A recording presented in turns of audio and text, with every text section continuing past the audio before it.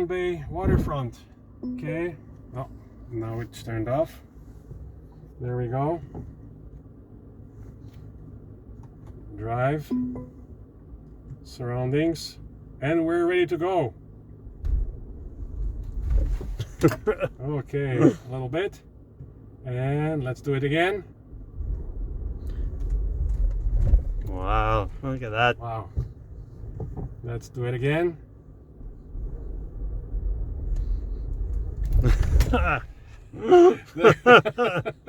All right. Wee. Wow. Let me see if I can still fly a drone if it's not too dark, so we'll film it from above. Whenever you're ready. Good to go? Good to go.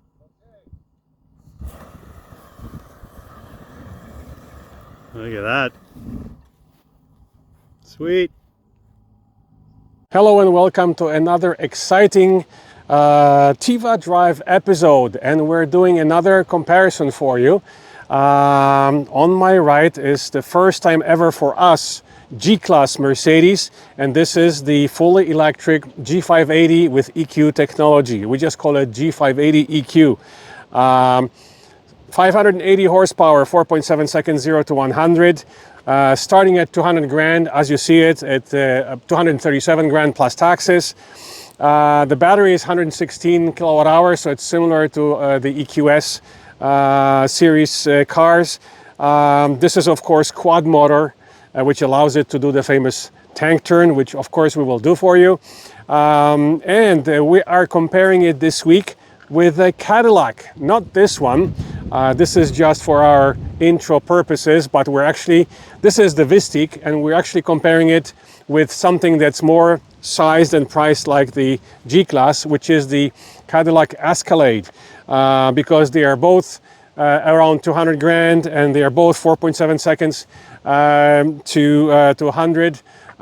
So completely different styles though. This is a rough and tough off-roader, although I doubt very much that too many people will be taking the G-Class off-roading at the price point that it's at, to be honest. But anyways, the Escalade is kind of, again, the reason we're comparing it, because it's priced similarly around 200k, and they're both 4.7 seconds. Of course, the official range for this Mercedes is only about 485 kilometers, where the Escalade has 750 kilometers, because the battery is almost twice the size, 116, as we mentioned, gross, versus 206 for the Escalade. Of course, the Vistik has a smaller battery, so we'll talk about it in a moment. We actually may compare the Vistik with a different EV, so this is just for a quick introduction that we're doing. We're gonna take you on a spin in both the G-Class and in the Escalade, of course. We're gonna do a session at the CCS fast charger, and also at the Tesla Supercharger, because Mercedes now has access to Tesla Supercharging. So that being said, let's jump in the Mercedes, take you for a spin, and tell you about the results of our testing. But before we do that, let's show you quickly do a quick walk around to show you the interior space, the trunk, etc., etc. Okay, so let's show you, take you for a little walk around the G-Class. You basically can't tell the difference between the three different versions being sold here. So here in North America, we have the G550, the G63 AMG, and this G580 EQ with EQ technology. Performance-wise, this is almost the same as the AMG 63 version. This one here is 4.7 seconds versus 4.5 seconds for the AMG version. So it's almost as quick and priced only slightly above the AMG version. So if somebody's spending, around 200k, I would definitely go with the full electric version, especially that they are super rare. You see lots of AMGs, lots of G550s. You don't see too many of the electrics, and the rumors are that it may be discontinued after the first 1 or 2 years, so it may become actually a collector's items. We'll find out about that. We're not gonna pop the hood for you because it's all covered up. There is no frunk, even though that's a fully electric car. There is no frunk. There's just a plastic cover that's hiding all the electronics and such. So again, really not much difference to tell you between the electric and gas versions of this car. This car here is the first edition, which is an additional 20 grand. And then the 8 grand is for the pearl white color. So altogether this car, as you can see, it is about 237 grand plus taxes. There are some blue accents here on the side of the car, which tells you that this is an EQ technology. Little blue line here. There is also a badge here that tells you that this is an EQ. The blue line continues the full length of the car.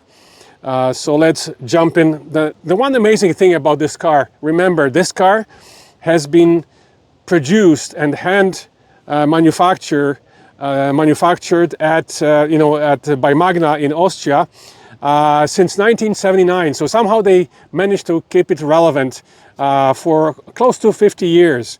Of course, updating it, etc. But it's basically the body is still the same that it was 50 years ago. So that's quite amazing. And there's still wait lists for the G-Class Mercedes, believe it or not, after so many years on the market.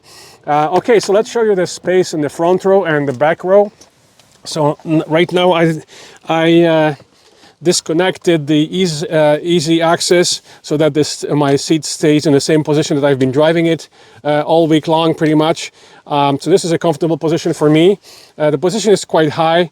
Also step-in is quite high. So there is a side step which is an additional option, but it doesn't lower for you. So some older people may have difficulties jumping in. For me, it's perfect. I'm 190 centimeters, 6'3", and I just slide into the car and I don't hit anything.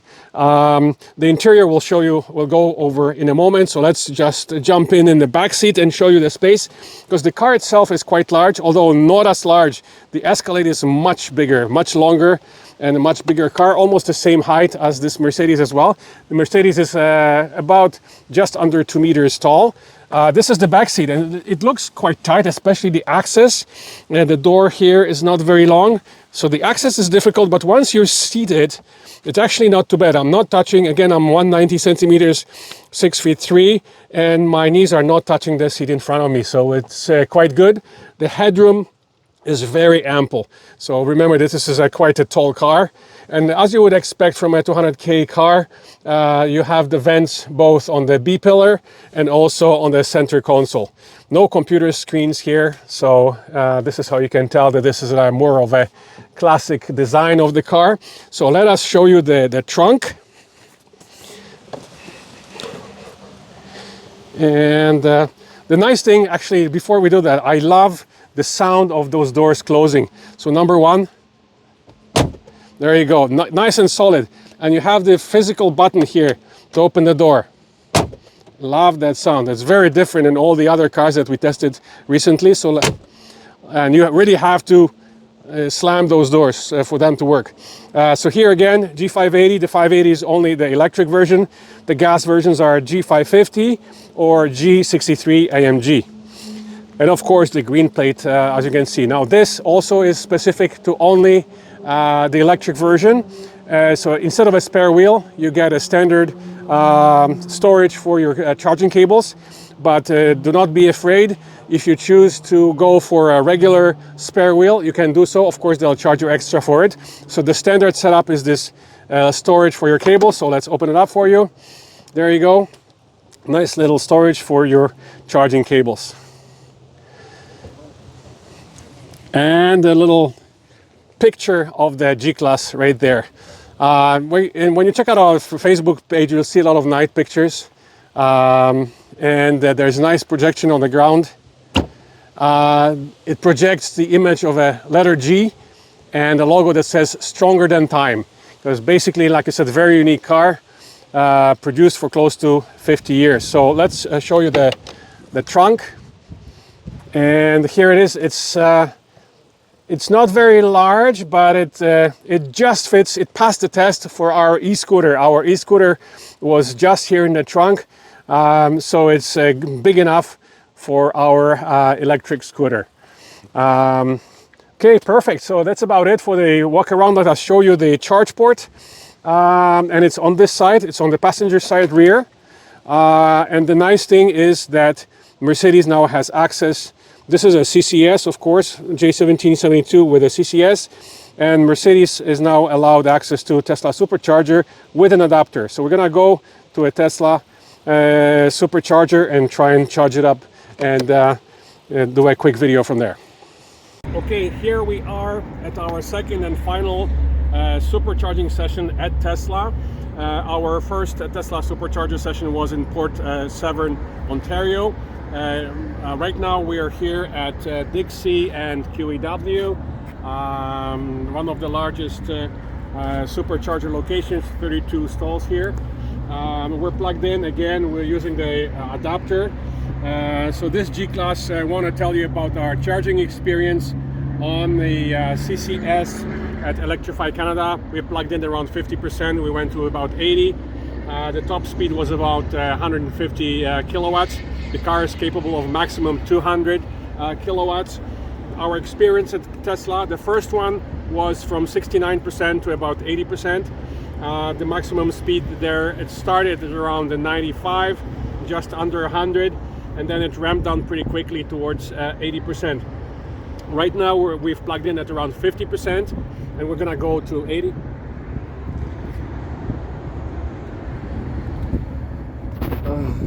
It stopped. Okay, so in terms of the charging speeds, again, this is our second session at Tesla Supercharger. The first time around in Port Severn, Ontario, we actually charged from about 69% to about 80%. The top speed was, it started at around 95, ramped down pretty quickly from that. Right now we just plugged in around 50%, we're gonna go up to 80. The top speed was about only 110, less than 120 kilowatts. So we're hoping that it will be higher up. It might be due to the adapter limitations, but it's still not a bad speed. And of course, we'll tell you later on what our experience was on the Cadillac. But for now, and also at the as we mentioned at Electrify Canada, the speed was higher definitely because we plugged in at 50%. We went to 150 kilowatts pretty much right away. We have pictures on our Facebook page regarding that. So let's jump in and give you a quick summary inside the car. Hello and welcome to another fast charging session here at Electrify Canada in Barrie. And this week we are here with this beautiful, gorgeous Mercedes G580 with EQ technology. We just call it G580 EQ for short. And guess what? Guess what we have right next door to it is the Cadillac Escalade IQ. Mike is here. Where's Mike hiding? Here's Mike.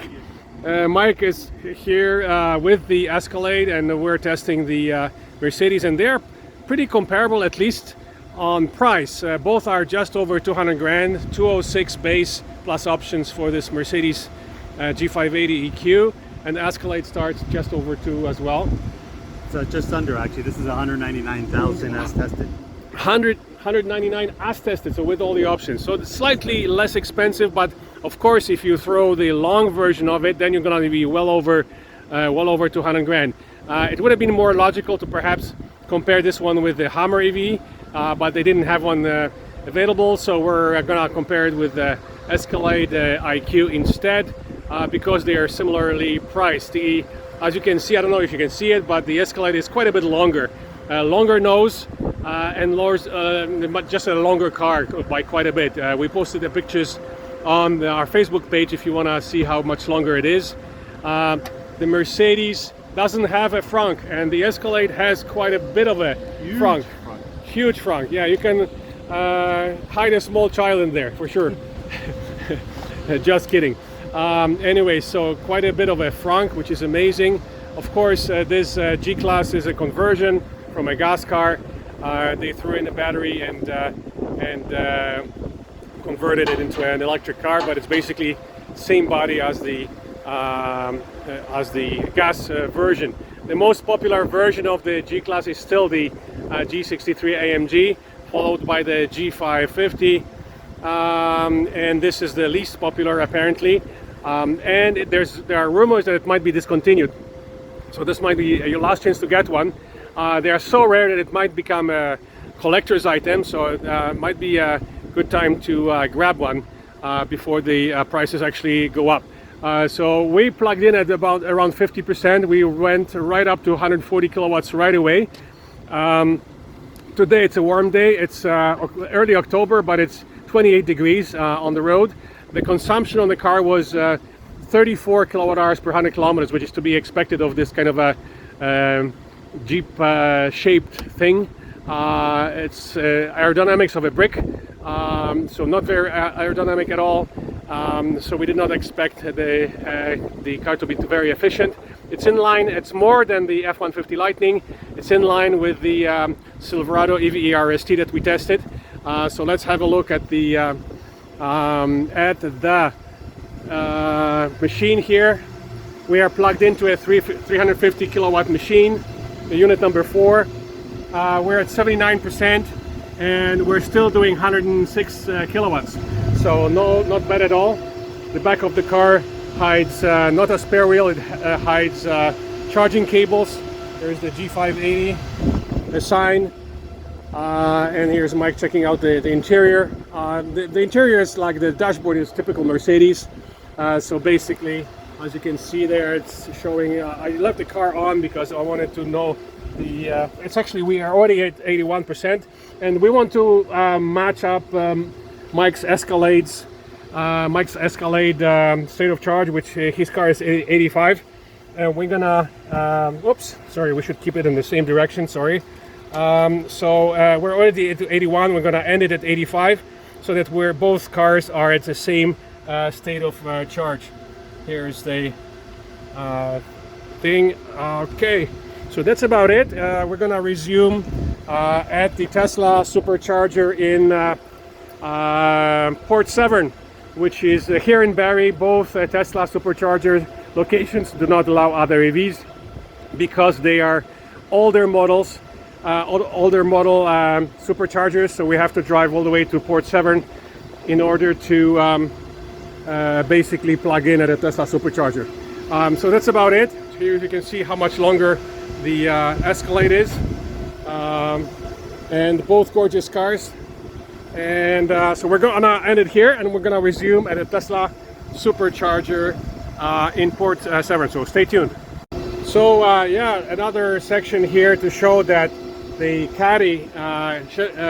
Cadillac Escalade IQ, where we unplugged the Mercedes here. We unplugged Mercedes at 85. It was charging at only 59 kilowatts at 85%. Look at the Cadillac. It's charging at 135 kilowatts at 85%. That's a phenomenal speed. So yeah, we just wanted to quickly show you that the Caddy has quite an impressive charging speed, much better than this G-Class EQ or G580 with EQ technology. So there we go. Next stop, Tesla Supercharger in Port Severn, and we'll compare consumption.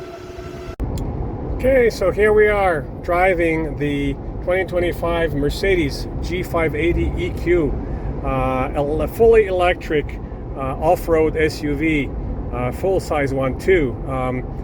You might be very familiar with the G-Class. They are selling the regular V8 and the supercharged AMG version of the G-Class, and this is the first time ever electric version. So that's why we're testing it right now. We are on the adaptive cruise with auto steer, but it's not a hands-free system. Right behind me is our friend Michael, who's driving the Escalade. I don't know if you can see it. He's right behind me. And so basically we're comparing notes on consumption, charging, etc. We just did a little quick session at Electrified Canada in Barrie. We're on our way to Port Severn to the Tesla Supercharger, because both of these cars, both GM products and Mercedes, can now charge at a Tesla Supercharger. So we're gonna resume and compare notes there. So stay tuned. Beautiful car with the sunroof. Not as spacious inside as the Escalade. The Escalade is actually bigger, longer, much more comfortable. But this car is a typical off-road car, so we would have been better served to compare it with a Hummer EV, which is also meant to be off-roading. But that's what we happen to have at our disposal this week. So we're going to compare it with similarly priced Cadillac Escalade IQ instead. Consumption, as you can see, is at around 30 kilowatt hours per 100 kilometers right now. So it's kind of in line with the vehicles like the F-150 Lightning, Silverado EV RST. Yeah, so we're gonna see going the same speed, same distance, everything, same conditions, how much the Escalade IQ will use. So that's gonna be interesting. Here it is. I don't know if you can see it. Here is Mike in the Escalade right behind us. So that's it for now. Stay tuned, and then we'll let you know how the comparison of consumption looks like. Okay, here we are at a Tesla Supercharger in Port 7, Ontario, along Highway 400 north of Barrie. And we're here with two vehicles that are capable of charging on a Tesla Supercharger. First of all, on my right is a 2025 Cadillac Escalade IQ.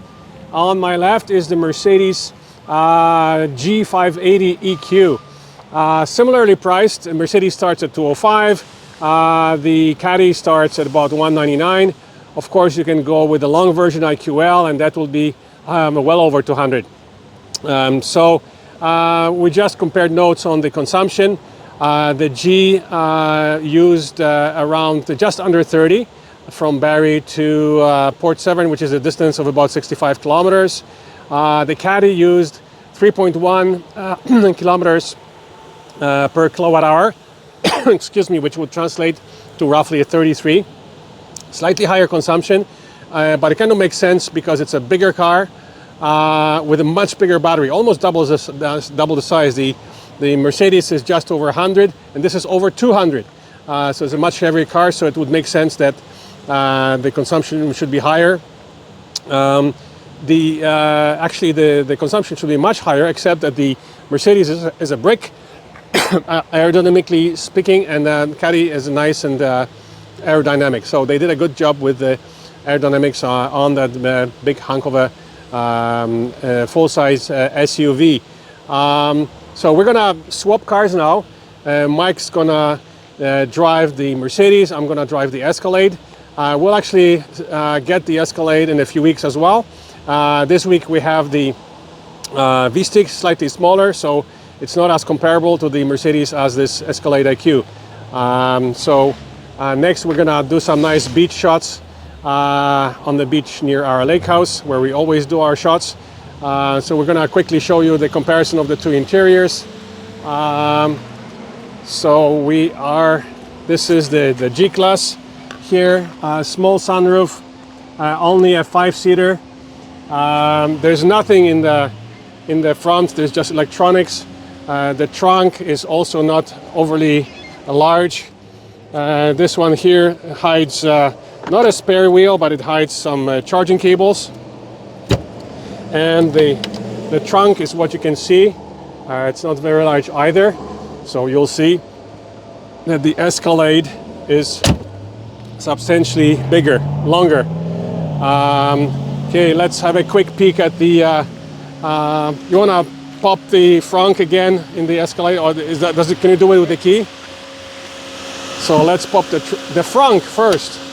So you have a huge frunk right over here, tons of storage space, and then of course you have a very large trunk as well. This is a 3-row SUV, of course. So is the V-Stick, but this is much bigger. So it's going to be interesting to actually, you have it the full week. Maybe we can do side by side with the V-Stick later on this week as well, to show people, because I was under the impression that the Escalade is basically a longer version of the V-Stick, but it's not. V-Stick is actually quite a bit smaller, but it also offers a third row. So we're gonna jump in the third row in both of them to show you how much more space you get in the Escalade. However, remember that Escalade is 200 grand, where the V-Stick starts at 80 grand. So that's a substantial price difference jump from Vistik to Escalade. I don't know if we can open the trunk because we're pretty close to the charger, so I don't think it's gonna open. So we're gonna shoot the trunk comparison on the beach. So,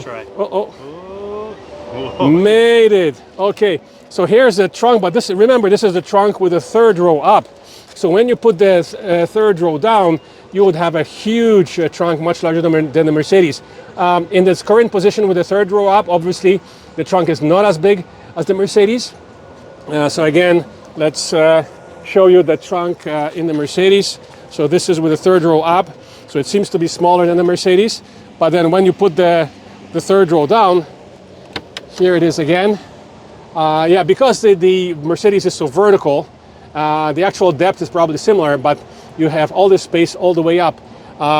Because of the shape of the Escalade, which is kind of like a coupe back, there we go. Is it spring-loaded or electric? Electric. It's electric. Yeah. So basically, yeah, that's because the second row is pulled back, so it doesn't go all the way down. But you can see the size of the trunk with the third row down. It's humongous. It's humongous. You can put a lot of stuff in there. So basically, with the third row up, the Mercedes wins on space. With the third row down, the Caddy wins the race for space in the trunk. So next, we're gonna swap the cars. I'm gonna jump in the Caddy. Mike's gonna jump in the Mercedes. And oh, and by the way, so what was the biggest speed that you got? Sorry, let's just get away from the sun. What was the highest speed at a Tesla Supercharger that you got? Now, we both started at 85% from Barrie. We drove about 60 kilometers. I ended up with about 69% left on the Mercedes. What was your percentage? 78%. 78%. Yeah, so obviously it had double the size of the battery.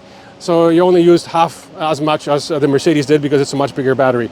So that's it for now. So we're gonna just take you for a quick spin in the Caddy and in the Mercedes. Okay, so the question was what speed we both got at the Tesla Supercharger with the adapters. So we're both using the adapters, and Mike got 150, and I got I forgot, but I got above 100. I think, yeah, actually mine was limited to about 100 kilowatts at 69%. So I'm gonna post a screenshot of our charging session from the Tesla app on our Facebook page. So here are the two beauties again. There's no point in opening the frunk of the Mercedes because there's nothing there. You can open and close the frunk in the Cadillac using the remote key, as you can see. So here are the two beauties again, and now we're gonna take you for a spin this time around in the Caddy. Whoa, the fans are quite loud on the Caddy. So there we go. I'm jumping in the Cadillac Escalade, and Mike is driving the Mercedes. Look at this gorgeous sunroof, 3 rows of seats, gorgeous interior, a digital display that stretches the full width of the car, plus a separate screen for the climate. So we're gonna hit the road on the way to our lake house to compare notes on the consumption we just mentioned. It's a soft close and the door opens automatically, electrically as well. I mean, there has to be justification for double the price of the Vistik that we're testing this week. And then we're going to be testing this gorgeous Escalade as well in a while. So we're all set. Let's take you for a quick spin in this Escalade. Look at this screen here. It's just unbelievable.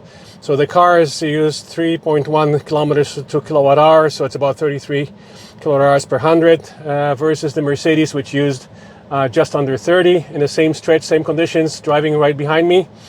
So it's obviously makes sense that this car, which is bigger, heavier, with almost double the size battery, should use a bit more energy. So we're all set.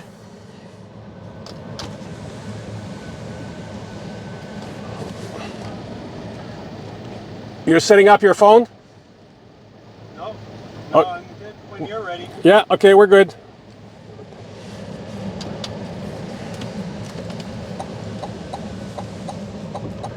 So here in the Escalade, you have the digital mirror, which I hate, so we can very easily switch it to the manual mirror. There you go.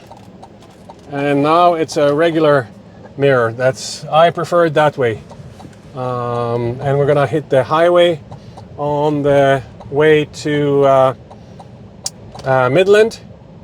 So we're gonna re-enter the 400. Unbelievable, this interior. I mean, you see it in a lot of the Chinese cars, but this is the first one in North America, and I think first one outside of China to have this kind of a full width, full width display. It's incredible. Plus this one, the separate, separate screen for climate, which is amazing. We like that separate screen for for climate. And of course you would expect that from a car that's over 200 grand, right? So here we are. We'll try and turn on the Super Cruise if we can figure out how to turn it on. So the Mercedes is equipped with a sort of auto steer, which didn't work very well. Adaptive cruise with auto steer, and not the same kind of system that the Mercedes EQS or EQE have, which was pretty much more sophisticated with auto lane change, etc. The G-Class does not have the auto lane change, and the adaptive cruise was kind of jerky, accelerated very suddenly, was braking at the last minute very heavily, so it wasn't very smooth.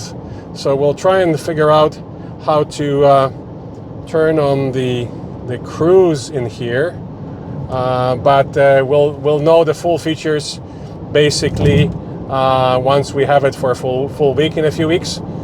So for now, once we figure out the Vistik, we'll figure out the Escalade as well. It should be pretty straightforward. So set navigation. There we go. We are set. Yeah. And gap adjust. So we are auto steering. I'm not sure if it's already the Super Cruise or not. I guess we should know shortly. It doesn't seem to be steering yet. The wheel is not quite green, so it just has lane keeping on. So there must be another button to adjust to also have the Super Cruise, which we did not turn on yet. Let's see. There we go. Oh, there is a button there, and the green light shows that the Super Cruise is on. So it'll be interesting to see. Oh, there's an article. Article on the road. We should mark it down in Waze, but I didn't set up the phone yet on this car, so it should be marked down. Some truck lost its tire, so obviously you have to pay attention. That's why we love all cars with Android Auto and Apple CarPlay, because we're using Waze. Google Maps have similar kind of now warnings for police, speed cameras, red light cameras, articles on the road, accidents, etc. And because Google now owns Waze, so it kind of transposes all those warnings over to Google Maps as well. So it almost doesn't matter, but we're just kind of used more to using the Waze instead of okay, let's turn it back on. There we go. Cruise braking on.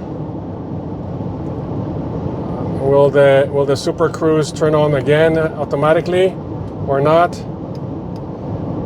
There we go. So you have to do it's a two-step thing.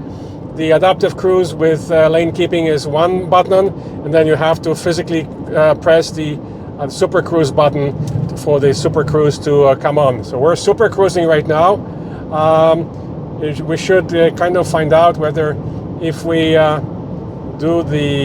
try and pass the truck, whether it would automatically change lanes, but we're actually about to hit the exit, so we won't get the chance to do it. But I'm pretty sure that the Super Cruise is capable of initiating the lane change automatically. It might try to do so, which we'll cancel. Yes, it was initiating the lane change and automatically when we hit the car, the truck in front. So it would have done the automatic lane change all by itself without my involvement, which is kind of impressive. So that's about it for this beautiful Cadillac Escalade IQ.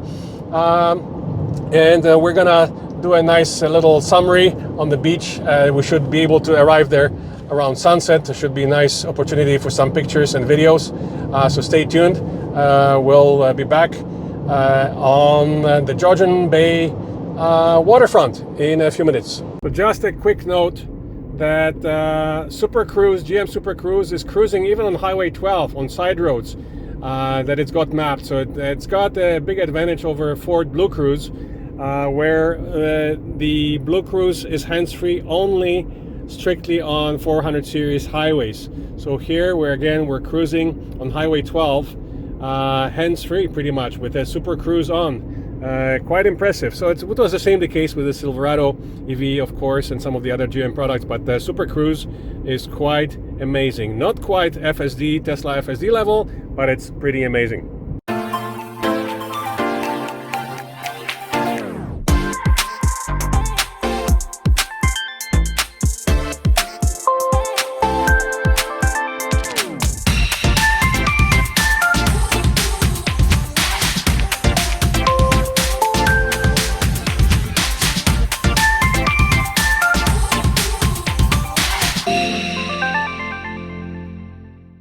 Alright, so one thing we forgot to mention about this G-Class G580 EQ technology, pure electric G-Class, is that it's the first car that we are testing that hugs you as you turn corners or as you accelerate hard or as you go over bumps. So it's kind of interesting. There's no really way to show it in the video, you just have to feel it. So it's kind of an interesting little feature. So we just thought we'd mention it to finish off our video review of this amazing G580 EQ. All right, thanks for watching. Okay, so here we are. Quick little summary about the 2025 Mercedes G580 EQ, pure electric SUV, or the pure electric version of this SUV that's been produced since 1979 in diesel and 6 cylinders and 4 cylinders and 8 cylinders. This is the first time ever that it was produced in a pure electric format, and this is the first edition. That's why it's 237,000 Canadian dollars plus taxes. 580 horsepower, 4.7 seconds 0 to 100. And here's the sound effects. We're gonna be stuck in traffic.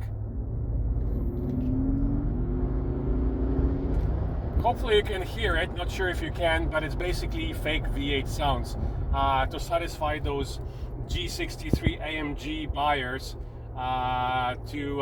so that they don't have withdrawal symptoms driving this electric car. Those effects though, of course, can be turned off. So I drove for the last 3 days with those sound effects turned off, but for the purpose of this video, we wanted to let you hear it. So it's kind of nice.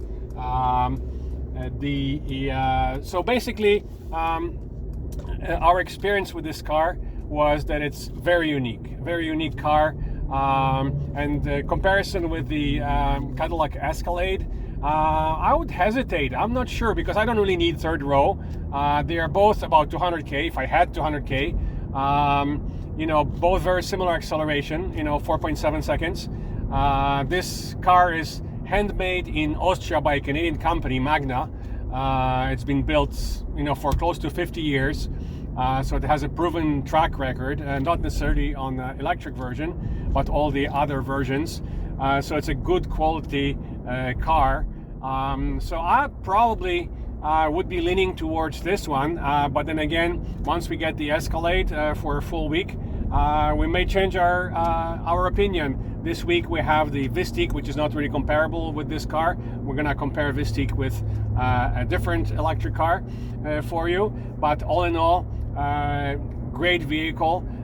We love the adaptive cruise. Let's turn it on. 1, 2, it's on. So it has adaptive cruise with auto steer. Does not have automatic lane change at all. So basically you have to still manually change it. Sound system is amazing in this car, as it should be in a 200 grand car. So all in all, beautiful ambient lighting as well. Regular opening sunroof there. Trunk is decent size. Again, smaller car than the Escalade. Escalade is much longer, bigger, heavier. Same acceleration, even though it has 750 horsepower versus 580 on this one. The one big advantage the Escalade has, because of the huge battery, is the range. The range on this car is 485 kilometers, and it's 750 kilometers on the Escalade, because it has almost twice the size battery. So again, here it's 116 versus 206 kilowatt hours on the Escalade. Of course, you can choose from a regular Escalade or IQ, or Escalade IQ L, the long version, which is even longer, bigger, heavier, etc. So all in all, great experience. If you have any questions about our experience with this G-Class electric, please comment under our video. We'll be happy to answer your questions. And as usual, don't forget to press the subscribe button on our channel to be informed when the next video will be coming out. We have lots more reviews of pure electric, plug-in hybrid, and even hybrid cars for you coming soon. And finally, thank you to our sponsor, Condos and Castles Realty Inc. You can find them at www.condosandcastles.com. Thank you for watching, and we'll see you at the next review.